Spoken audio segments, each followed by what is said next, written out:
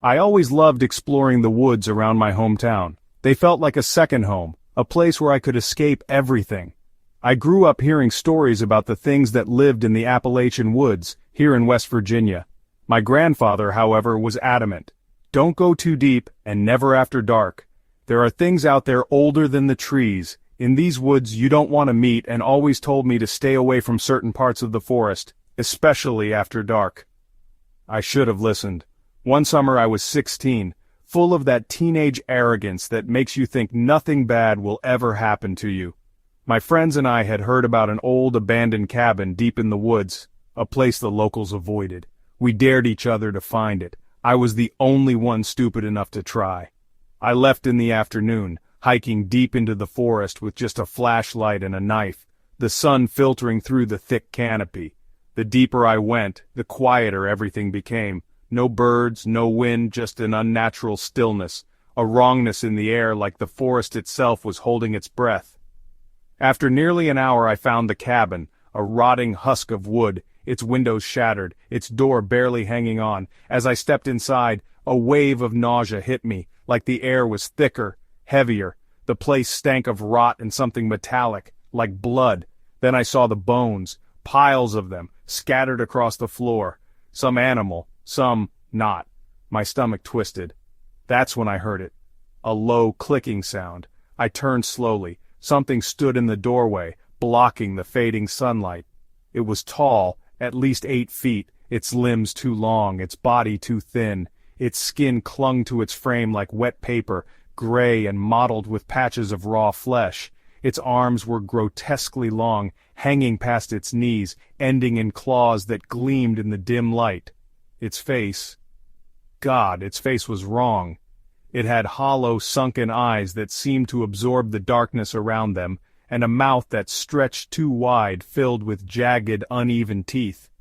It tilted its head, almost curiously, before it grinned. That grin made my blood run cold. I couldn't move. It moved suddenly, jerking like a puppet with tangled strings, stepping closer to me. My legs refused to work, locked in place as though the forest itself was holding me there. "Run!"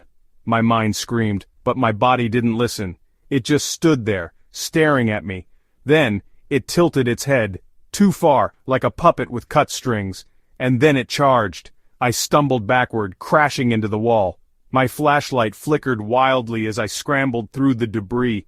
The thing moved fast, its movements jerky, unnatural, almost as if it wasn't used to its own body. I bolted out the door. I tore through the forest, branches slashing at my face, lungs burning as I fought for air. Behind me I could hear it following, crashing through the trees. It was fast, too fast. I could hear it behind me, its heavy, ragged breathing, the snapping of branches as it ran. I tripped and fell hard, the wind knocked out of me. As I scrambled to my feet, I felt its presence behind me. A clawed hand swiped, just missing my shoulder. I screamed, the sound primal and raw, and stumbled forward. It was playing with me. It could have caught me if it wanted to. Then I saw the lights of my house through the trees. I don't know how I made it back. Summoning every ounce of strength, I sprinted toward them, not daring to look back. As I reached the porch, I felt something graze my back, a claw ripping through my shirt. I just remember seeing the porch light of my house. I threw myself inside, slamming the door and locking it. My parents found me huddled in the corner, sobbing, unable to explain what had happened. The next morning I found deep scratches on the door as though something had tried to claw its way in. My grandfather just nodded when I told him. "The Wendigo," he said, his voice grave. "You're lucky it didn't catch you. It doesn't stop once it sets its sights on you." I still hear it sometimes, late at night, the sound of heavy footsteps outside my window, and that terrible guttural growl.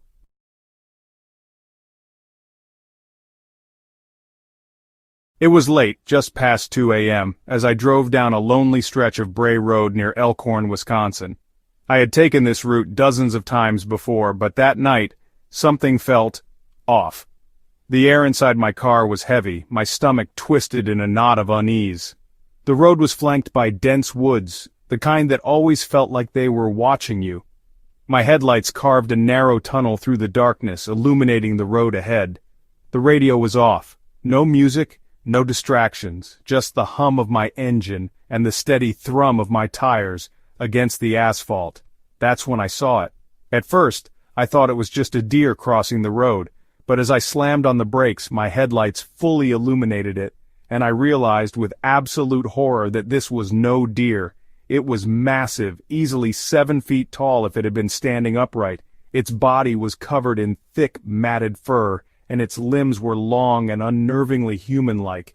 It crouched on all fours, but something about the way it moved was all wrong. Its shoulders hunched too high, its back arched like it was barely restraining itself.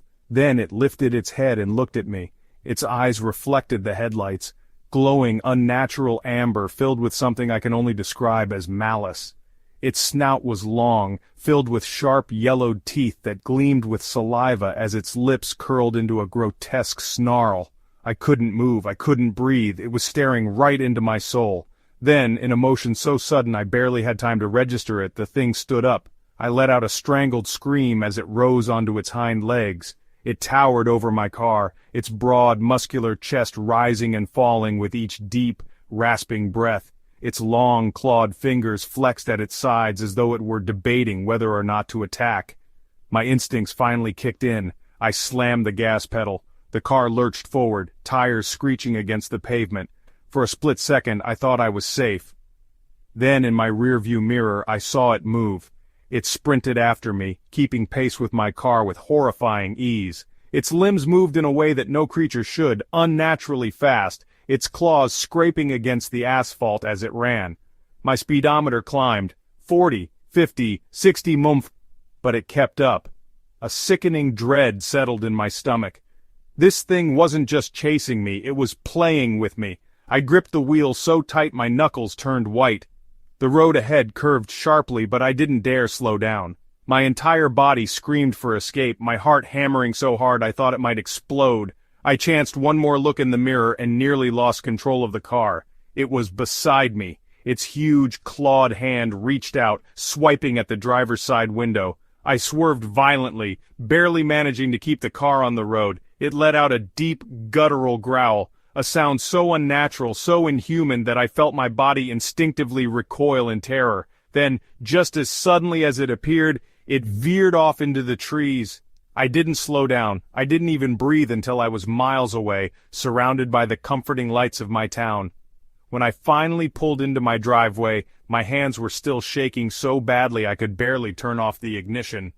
The next morning I found deep, jagged scratch marks running the entire length of my car. Claw marks, far too large to belong to any normal animal. I haven't driven down Bray Road since, but sometimes, late at night, when the world is silent, I still hear it. That deep, ragged breathing, that scraping sound, waiting, watching, hunting.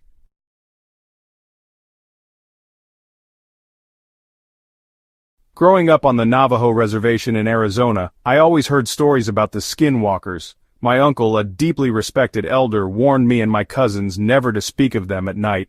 "They hear their name," he would say, his voice heavy with something that felt like fear. "And once they know you know, they don't forget."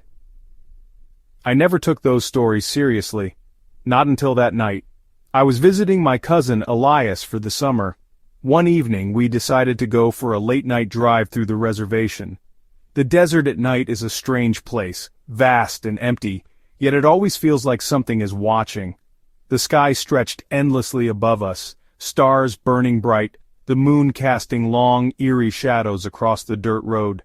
The only sound was the hum of Elias's old truck and the occasional howl of a distant coyote, but then the coyote stopped. The silence that followed was unnatural. No insects, no wind, nothing. Just an oppressive, suffocating stillness. Elias must have felt it too, because his hands tightened on the wheel. "Turn around," I muttered.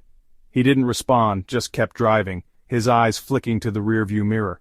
That's when we saw it. At first, it looked like a man standing in the middle of the road. But as the truck's headlights hit it, I realized with a sinking dread that something was wrong. Its skin was too tight, stretched unnaturally over its bones as though it had been stripped and put back on wrong. Its head was tilted at an unnatural angle, the neck too long, its mouth twisted into a wide, lifeless grin. Its eyes, dark, empty pits locked onto us. "Elias," I whispered, my voice barely audible. "Drive!"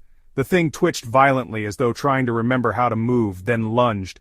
Elias slammed on the gas, the truck fishtailing as the tires kicked up dust. The thing ran alongside us, its limbs bending in ways they shouldn't.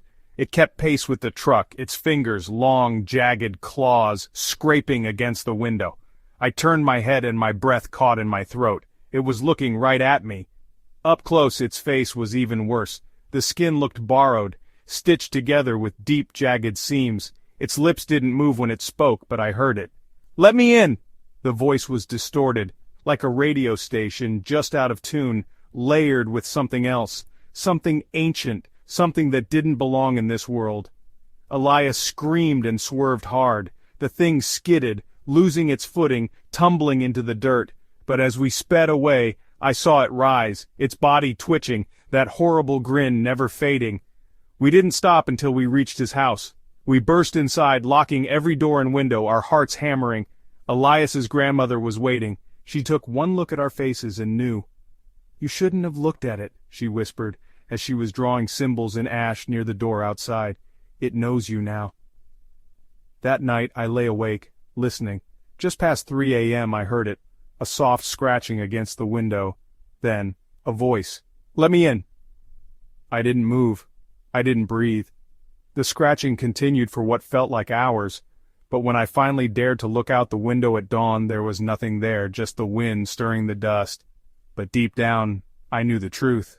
It was still watching, and it would never forget me.